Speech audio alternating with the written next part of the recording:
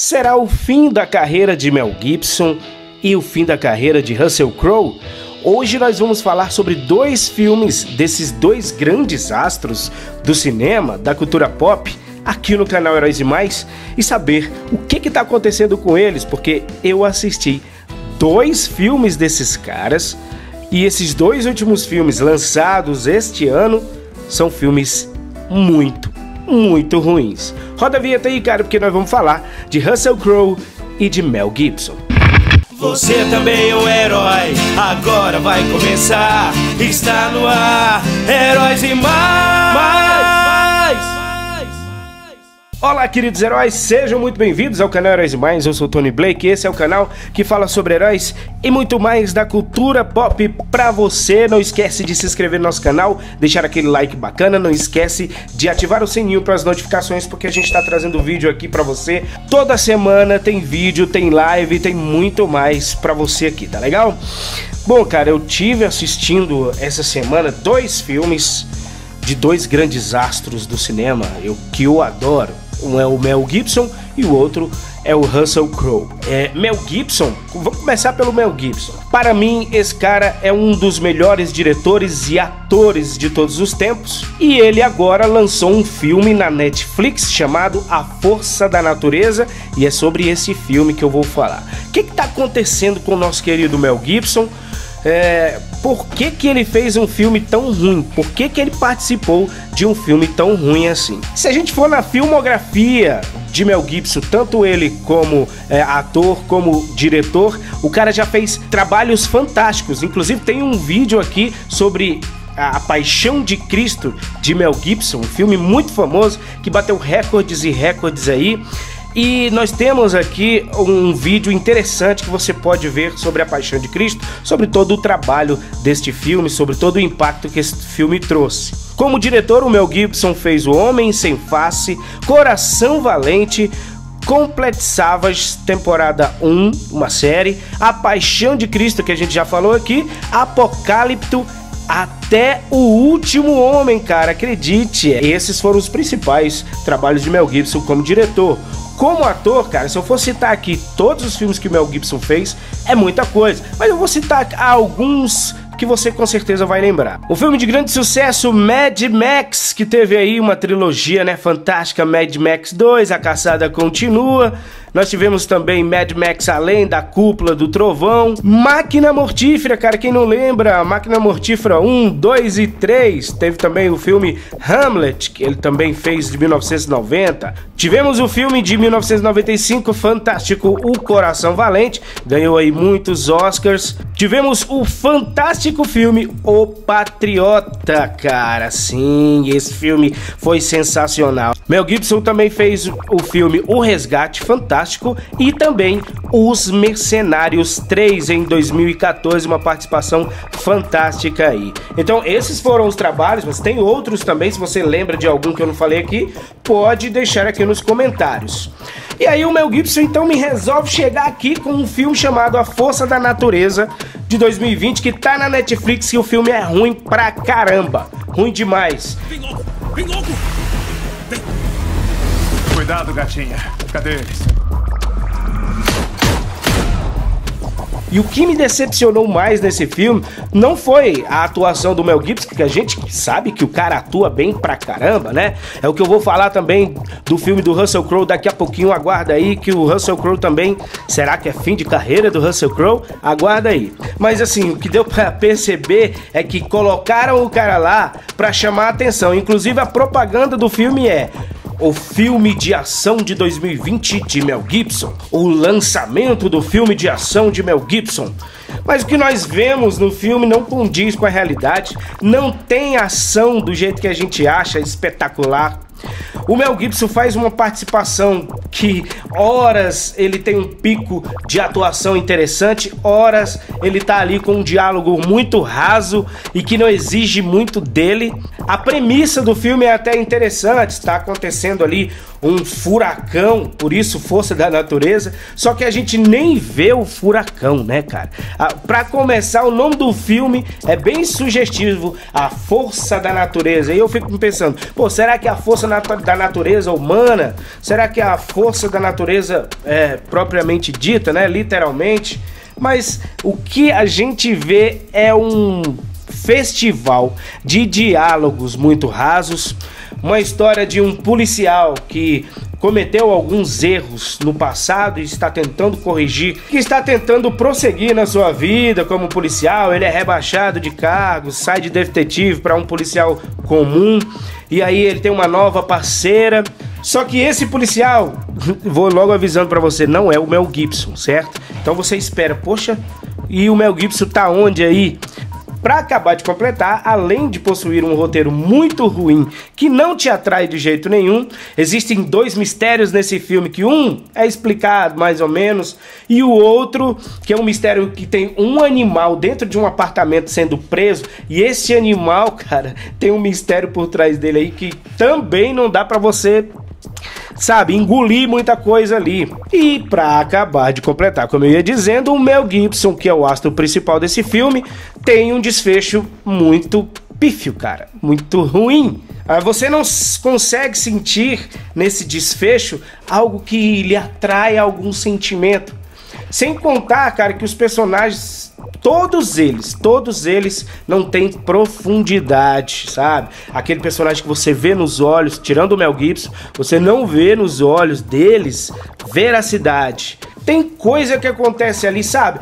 Tá acabando o mundo, tá destruindo o mundo, e tem um romance ali no meio, e tem alguns diálogos entre o personagem principal e o seu afeto amoroso, e é simplesmente decepcionante. Falando desse afeto amoroso, que é interpretado aí pela Kate Bosworth, é feito um desperdício também desta atriz. Ela que poderia desempenhar um papel bem fantástico nesse filme, dependendo do roteiro, não.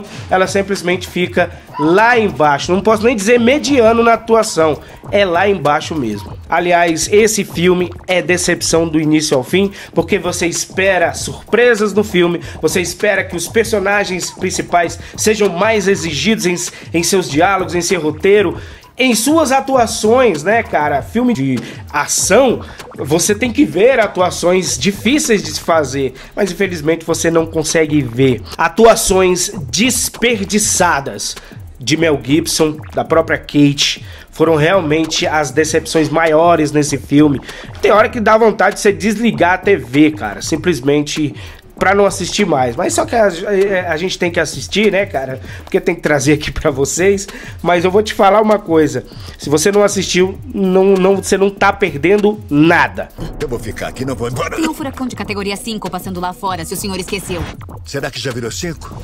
E você me pergunta, o que tá acontecendo com o Mel Gibson, cara? Por que ele aceitou então fazer? É o seguinte, dinheiro, cara.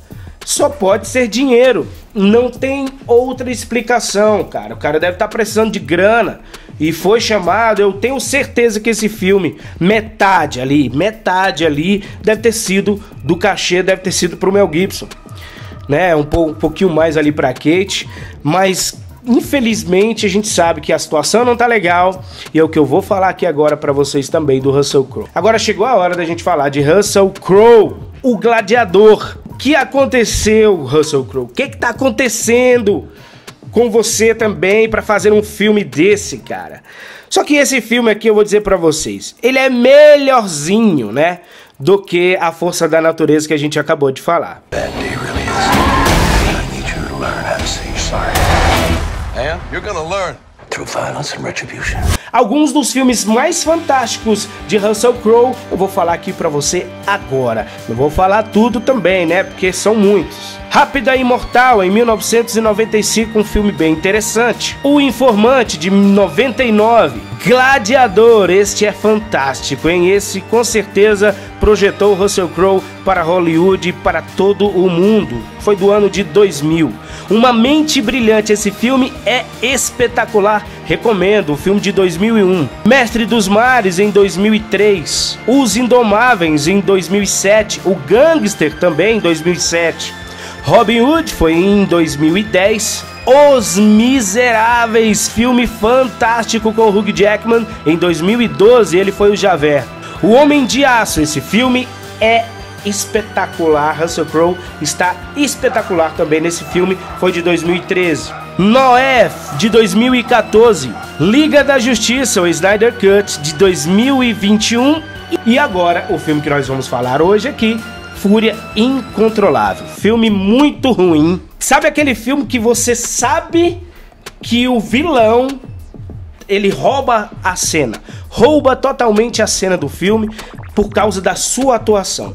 Russell Crowe, ele é um cara zangado que acaba de assassinar uma pessoa. Aliás, um dia anterior ele assassinou uma pessoa e no outro dia ele sai na rua tranquilamente, como se nada tivesse acontecido, mas ele tá zangado, e aí de repente ele tem uma discussão no trânsito com a personagem principal, que ali ela não pede desculpas pra ele e começa-se uma perseguição incontrolável. O nome do filme é Fúria Incontrolável.